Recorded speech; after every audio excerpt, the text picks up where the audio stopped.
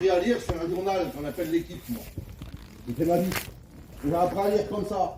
Oui, mais quand j'ai rencontré un jour l'Évangile, quand l'Évangile est rentré dans ma vie, quand j'ai écouté un serviteur de Dieu, on l'appelle le frère Payan, j'étais tout jeune, j'avais 12-13 ans, j'ai écouté les 7 impacts de la mort du Christ.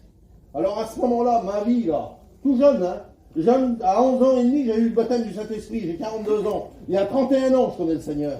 Mais quand j'ai compris ça, j'ai dit, Seigneur, j'ai compris qu'il y avait un sauveur.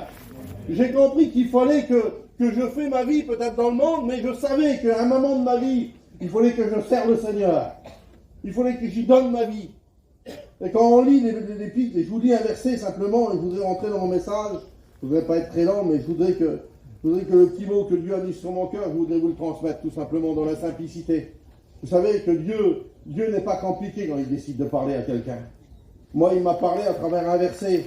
Et puis là, dans 2 Corinthiens, au chapitre 4 et verset 3, écoutez bien le verset. Si notre évangile est encore voilé, s'il est voilé pour ceux qui périssent, c'est-à-dire ceux qui sont autour de nous, ceux qui n'ont pas encore fait la paix avec le Seigneur, ceux qui n'ont pas donné leur vie encore au Seigneur. Alors si cet évangile est encore voilé pour vous, la Bible nous dit ça, écoutez bien, pour les incrédules, ceux qui ne veulent pas de Dieu, ceux qui ne refusent Dieu. Vous savez qu'il y en a encore, on le connaît, moi je connais de ma famille. Moi j'ai été élevé tout jeune, j'étais converti. Mon papou prêchait l'évangile déjà. Quand mon père est venu au monde, alors mon papou était déjà baptisé. Il a 67 ans, c'était un vieux serviteur de Dieu. Il est parti auprès du Seigneur. Mais il y en a dans notre famille, on le peut-être encore ce soir, que malgré toutes les choses qu'on peut écouter, tout le déroulement qu'on peut mettre là, on peut encore rester incrédule. On peut encore dire, Seigneur, c'est pas vrai l'évangile. On peut rester encore dans notre état aujourd'hui. Ben laissez-moi vous dire que c'est le diable qui fait ça. Parce que la Bible dit qu'il a mis un voile sur le visage, il a mis un voile sur les yeux. Et puis là, il va dire cette phrase, écoutez bien. Pour les incrédules, où le Dieu de ce siècle a aveuglé l'intelligence des hommes, afin qu'ils ne voient pas briller la splendeur de l'évangile. Parce que c'est l'évangile qui nous pousse d'être ici. L'évangile est merveilleuse. L'évangile peut changer notre vie. L'évangile peut changer ta vie. L'évangile a une puissance d'impact dans la vie d'un cœur. L'évangile peut transformer une vie. L'évangile peut frapper et bouleverser un cœur. Tu peux être là ce soir-là, et on l'a écouté à travers les témoignages. On peut être ici et puis ne pas encore faire la paix avec l'évangile. Mais quand Dieu décide de parler à notre cœur, quand il vient et qu'il dépose quelque chose, alors à ce moment-là, notre cœur commence à trembler. Notre cœur commence à sortir de sa poitrine, on a l'habitude de le dire. Pardonnez-moi, je parle fort, mais c'est un feu qui est là. C'est mon défaut, j'essaye toujours de le contenir. Et vous savez, quand l'évangile un jour a bouleversé notre vie, vous savez que tout ce que nous écoutons aujourd'hui, il y a des choses dans le monde, et on le voit, la technologie avance de jour en jour. Les hommes sont créateurs de grandes choses. On voit des hommes qui sont partis sur la Lune. Il y a des belles créations dans le monde aujourd'hui. Mais pour moi, la plus belle création, elle restera toujours pour moi. Hein.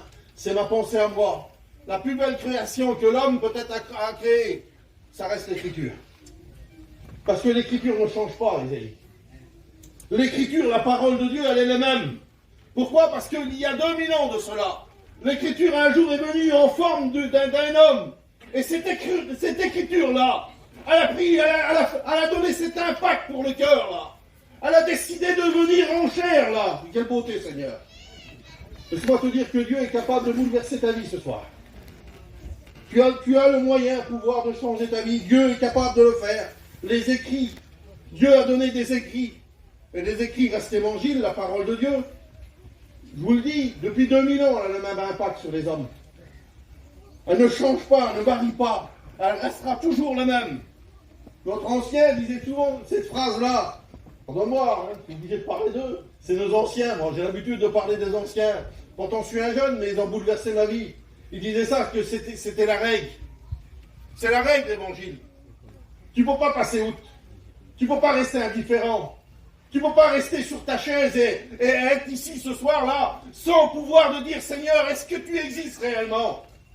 Est-ce que réellement tu as le pouvoir de changer ma vie? Vous croyez quoi? On était pratiquement 10 000 caravanes là-bas. On est je ne sais pas combien de baptisés. Il y a des centaines de conversions. Il y a des gens qui viennent à l'évangile tout simplement à cause à quoi? À cause qu'ils ont rouvert notre cœur. Parce que c'est ton cœur, il faut que tu rouvres. Il ne faut plus rester indifférent. De dire je crois, je sais, je ne sais pas. Jésus-Christ est à la porte. Et si ce chapiteau est dressé, s'il y a 230 groupes qui tournent là, c'est pour dire que Jésus vous aime, on l'a écouté ce soir. C'est pour vous dire qu'il y a un sauveur.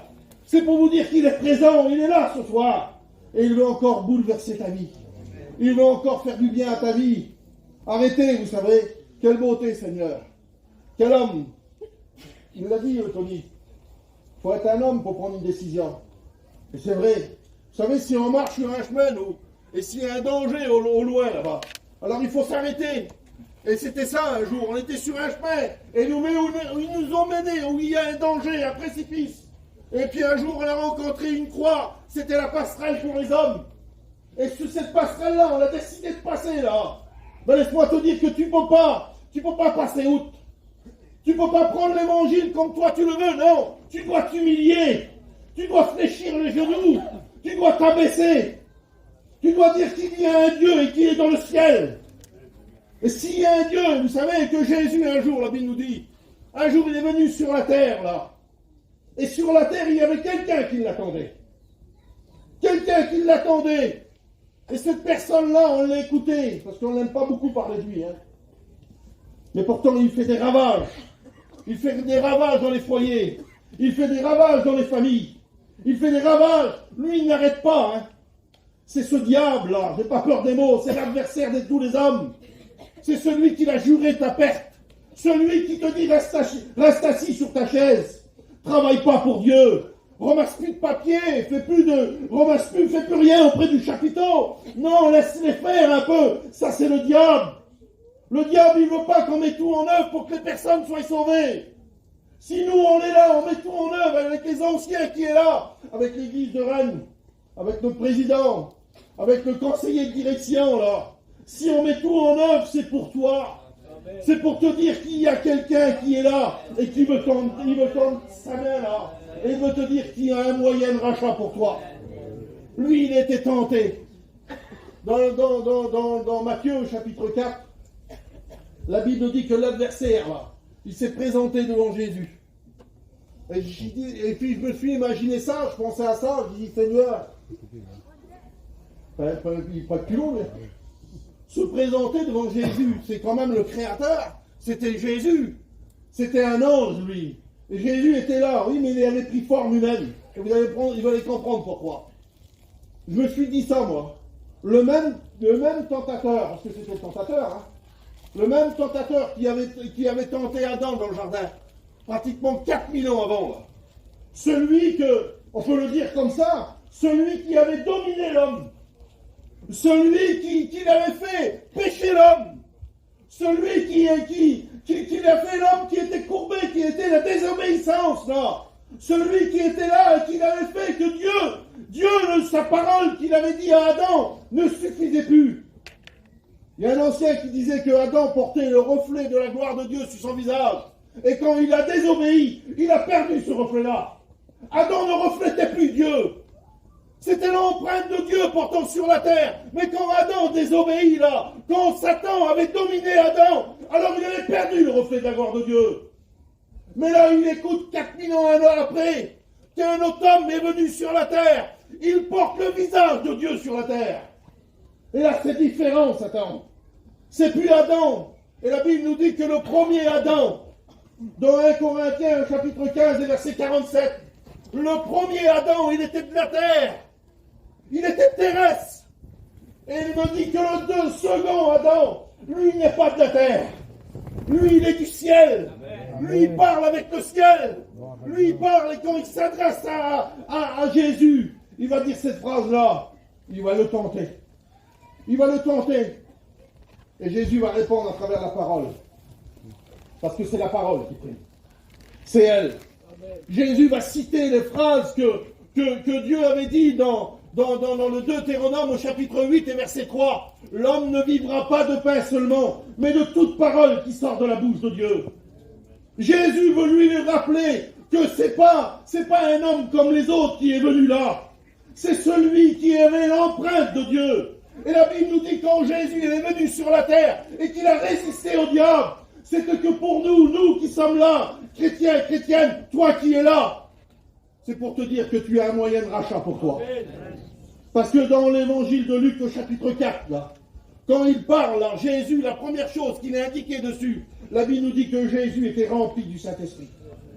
Ah, peut-être qu'il ne manifestait pas à travers le parlage en langue, mais il était rempli du Saint-Esprit. Et quand on est rempli du Saint-Esprit, on est capable de parler, on est capable de dire des choses. Et là, il déroule un rouleau, dans le rouleau d'Ésaïe, et vous connaissez la parole de Dieu pour les anciens. Il va citer, il va dire, Dieu m'a envoyé dans le monde pour délivrer les captifs, pour proclamer une année de grâce du Seigneur. Et il va dire là, bienheureux vous qui êtes là. Parce que dans les livres de Luc au chapitre 4, il va dire, Jésus était rempli de puissance du Saint-Esprit. Jésus était présent. Et il va commencer à dire à Satan, écoute bien Satan, il va citer la parole de Dieu à 3 reprises. Parce que Jésus, il aurait pu mettre en avant son jeûne. Il a jeûné 40 jours et 40 nuits à ce moment-là. Il a eu faim, Jésus. Il aurait pu le mettre en avant, il aurait pu mettre en avant sa prière. Non. Jésus a toujours mis en avant la parole. Amen. Parce que c'est la parole qui prime. C'est la parole qui restera. C'est la parole qui bouleverse une vie. Je me répète, c'est la parole qui change. C'est la parole qui doit rentrer dans ta vie et faire ménage. Tu dois aujourd'hui un petit peu regarder à toi, à ta vie là, et faire un demi-tour sur ta vie là, Seigneur. Qu'est-ce que je dois faire aujourd'hui? Comment tu veux que je vienne devant toi? Et Jésus l'a fait, lui. Il s'est dressé devant le diable. Il a parlé avec le diable. Le diable, il a peut-être lui dit des mots, oui, mais il a cité la parole. Il a cité la parole, et la parole restera. Et quand je vois l'évangile, là, tous les déroulements qui se passent, la Bible nous dit que devant, parce que Jésus a toujours la solution. Hein. Jésus a la solution à tous les problèmes. Et puis on le voit. Hein. Tout à l'heure, on s'est réunis dans un petit chapiteau, là-bas, à 3h, on a prié avec les garçons. Et puis, ce matin aussi, on présente nos cas. On présente en priorité, vous avez vu, c'est vrai qu'on parle pour l'œuvre de Dieu, on se tracasse. On présente aussi nos problèmes, nos difficultés, nos malades. Et puis, il y a des serviteurs de Dieu, tout à l'heure, ils ont appelé Michael. Ils ont dit, voilà, il y avait un cas de possession. Et puis, il y avait une personne qui était possédée. On n'a pas peur des mots, ça existe. Il faut prier le Seigneur. Là, on s'est réunis, on a prié le Seigneur. Et merci à Dieu, cette personne était délivrée. Amen. Pourquoi? Vous croyez que c'est à cause des hommes? Non. C'est à cause que l'évangile un jour est venu dans notre vie. Parce que l'écriture est là. Dieu est venu. Et puis, quand je vous le dis là, il a parcouru sur la terre l'empreinte de Dieu. Jésus était l'empreinte de Dieu sur la terre. Et quand il passait, là où il passait, il faisait toujours des miracles. Amen. Alors s'il y avait des malades, il était guéri. S'il y avait des possédés, il était délivré. S'il y avait des personnes, avec les mots, je suis obligé de le dire, des personnes qui sont mortes, décédées, lui il venait avec sa force qu'il avait là, rempli de l'esprit, le mort ressuscité. Qui c'est qui va faire ça sur la terre? Personne. Personne. Personne n'avait cette capacité, cette force-là. Mais Jésus, quand il est venu sur la terre, c'était pas simplement pour guérir les personnes. C'était pas simplement pour délivrer les personnes. C'est pas simplement pour faire du bien, pour distribuer du pain à 5000 personnes, sans compter les femmes et les enfants. Non, c'était pas le but. Le but, c'était de sauver les hommes. Le but, c'était de sauver les femmes. Le but, c'est de donner sa vie. C'était son but à lui. Et quand Satan, lui, justement, Satan était là, il était présent à ce moment-là. La Bible nous dit dans Colossiens, chapitre 2, verset 14, il a réuni les dominations et les autorités. Et à ce moment-là, il a voulu montrer à Satan, viens Satan, je vais t'emmener où tu sais qu'il y a ta défaite, où tu sais que t'as perdu, où tu sais que toi, tu vas être écrasé. Et puis là, la Bible nous dit qu'il a réuni les dominations et les autorités. Il les a livrés publiquement en spectacle, en triomphant d'elle par quoi? Par la croix. C'est la croix qui nous fait triompher. Si nous sommes là, c'est à cause que quelqu'un est monté sur une croix. C'est à cause qu'il a donné sa vie. C'est à cause que ses mains, ses pieds, sa tête, on a mis une couronne d'épines. Son dos était labouré. Son côté était percé à travers le cœur. Et puis nous, on est là, on reste indifférents bien des fois. On ne s'imagine plus, on ne pense plus le sacrifice de la croix. Et vous savez que déjà dans la période de la Bible, il y avait des personnes comme ça. Et puis le grand apôtre Paul, qui était l'apôtre par excellence, il va dire cette phrase-là, parce que des gens avaient oublié le sacrifice. Il va dire, le scandale de la croix a-t-il disparu de votre vie?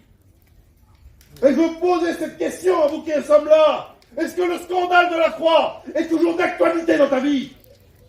Est-ce que tu te souviens toujours qui est monté sur la croix? Pourquoi il est monté? Pour qui? C'est vrai que nous on est là, on est bien, Seigneur. Moi je suis sauvé, il n'y a pas plus beau. On est là, on mange un petit bout avec les copains, quelle beauté. Mais quand des fois je pense, je suis tout seul là. Et je dis, Seigneur, comment faire pour ceux qui sont perdus? Et je vous le dis devant Dieu. Il y a des fois où ma femme, elle ne sait même pas. Je pleure, je sais que je ne suis pas tout seul. Parce qu'on n'est pas tout seul. Il y a des dizaines de serviteurs de Dieu dans le ciel, là. Mais ceux qui sont perdus autour de nous, là. Quel danger. Mais quelle réjouissance, Seigneur. Je suis obligé de le dire. Il y a un moyen pour toi d'être sauvé ce soir. Amen. À travers le sacrifice de la croix, on est tous appelés devant la croix. Vous savez, un jour, la Bible nous dit dans Jean au chapitre 12 et verset 43, c'est Jésus qui a dit cette phrase-là. Quand je serai élevé de la terre, j'ai attiré tous les hommes à moi. Tous les hommes, c'est pour tout le monde. Hein. C'est pas réservé simplement pour une catégorie de personnes. Toi qui es loin là-bas, éloigné, caché, peut-être tu te dis, moi je suis trop vilain, j'ai trop de péché. Laisse-moi te dire que la croix est pour toi. Amen. Peut-être que tu es là, toi qui es là, découragé. Laisse-moi te dire que la croix est capable de nous donner du courage. Notre ancien disait souvent, regardez à vos copains, vos copines, vous serez découragés. Regardez à vos amis qui nous entourent et dit, c'est vrai, on a souvent de se plaindre, hein, mais regardez à la croix, on sera béni. C'est en regardant la croix, et c'est pas simplement un morceau de bois. Un morceau de bois, c'est deux morceaux de bois qui étaient joints ensemble. C'était tout. Hein. Vous savez, on croyait qu'on se cultivait. Non, c'était deux morceaux de bois. Mais j'avais que faire des morceaux de bois, moi. Je dois vous dire que celui qui est monté sur la croix n'a pas resté sur la croix. Parce qu'il est mort pour notre justification. Il est mort pour nos péchés, pour nous pardonner. Il est ressuscité pour notre justification. Amen. Et celui qui est ressuscité le troisième jour, là, celui qui est monté sur le mont Golgotha, là-bas, il y a 2000 ans de cela, il est présent, là. Et je vous le dis devant Dieu, c'est pas que des mots, c'est la réalité. Il est là présent sur le chapiteau, là. Je ne sais pas auprès de qui il est assis, hein, mais je sais qu'il est présent. Peut-être on ne le voit pas visible, mais on le ressent à travers le cœur. Je le sais qu'il est présent, moi. Parce qu'un jour, j'ai fait cette expérience. Je vous dis cette petite expérience-là. Je l'ai déjà citée plusieurs fois, mais ça ne me dérange pas. J'étais parti avec Esaïe en Israël. Et puis moi, il y avait un lieu où je ne voulais pas aller, c'était Golgotha. Je ne voulais pas aller là-bas. Je ne sais pas pourquoi. J'ai dit, Seigneur, je ne veux pas y aller. Et Tony s'en souvient, on était ensemble. Il y avait Ruben et tout, qui est un autre copain. Je ne voulais pas y aller, je ne sais pas pourquoi. J'étais loin. Et puis quand je suis arrivé là, j'ai vu ce lieu-là, c'est vrai, c'est en forme de crâne, c'est important. Et je ne comprenais pas. Il n'y avait plus rien. Il n'y avait plus de sentiments. J'ai dit, Seigneur, ce qui se passe? On aurait dit que j'étais perdu. Et puis on a commencé à descendre, tu te souviens, Tony, hein? On a descendu à un lieu, un endroit, et un petit peu plus bas, là-bas, il y avait dans le rocher, là, une grotte. Et on attendait le groupe, et puis on était partis tous les quatre, on avait pris le Seigneur sur un petit banc, et puis on était richement bénis, et j'étais béni, la présence de Dieu a tombé sur nous, on a commencé à parler en langue, on était richement bénis, on pleurait, et puis le Saint-Esprit me disait, rentre dans la grotte, rentre dedans. J'ai dit, Seigneur, je ne peux pas rentrer. J'avais peur, je croyais que j'allais mourir. Je dis, non, Seigneur, je ne rentre pas. Il dit, rentre, je vais te faire voir quelque chose. Alors j'ai laissé les copains rentrer, et puis je suis rentré le dernier. Et quand je suis rentré, dès que j'ai passé le seuil de la grotte, là, tout s'est arrêté d'un seul coup. Tout s'est arrêté. Une froideur, Seigneur, j'en avais des frissons. Qu'est-ce qui se passe? Alors je regardais là, je ne comprends plus. Je dis, écoute, je viens fou. J'écoute des voix, je viens fou. Je comprends, alors je tournais, et puis on ne peut pas rester longtemps dedans. Donc je regardais, pour ceux qui ont été, et je regardais partout, je regardais le lieu là, je dis, Seigneur, je deviens fou. Et à l'instant que j'ai fait ça, je suis tourné. Et quand j'ai tourné, parce que moi je donnais de l'importance au lieu, mais quand je me suis tourné sur la porte, le Saint-Esprit m'a parlé. Et vous savez ce qu'il m'a dit? C'était Jésus, bien sûr. Il a dit, oui, regarde, quand tu sors là, le 3e jour, je suis sorti du tombeau. Je donnais beaucoup d'importance au lieu, moi, mais c'est pas important le lieu. L'important, c'est qu'il est ressuscité et il est sorti du tombeau. Ça veut dire qu'il n'est pas mort. Et quand il est ressuscité, le ressuscité, il est présent. Il passe dans les rangs. Je voudrais qu'on baisse les francs, je ne vais pas aller plus loin. Je voudrais qu'on prie le Seigneur. Laisse-moi te dire que le ressuscité, il est là. Il s'est dérangé pour toi. Est-ce que tu vas le laisser passer encore ce soir? Tu vas rester dans la situation, il s'est donné pour toi. Il a payé pour toi. Et il est présent pour toi. Je voudrais qu'Esaïe vienne là et qu'il prie le Seigneur.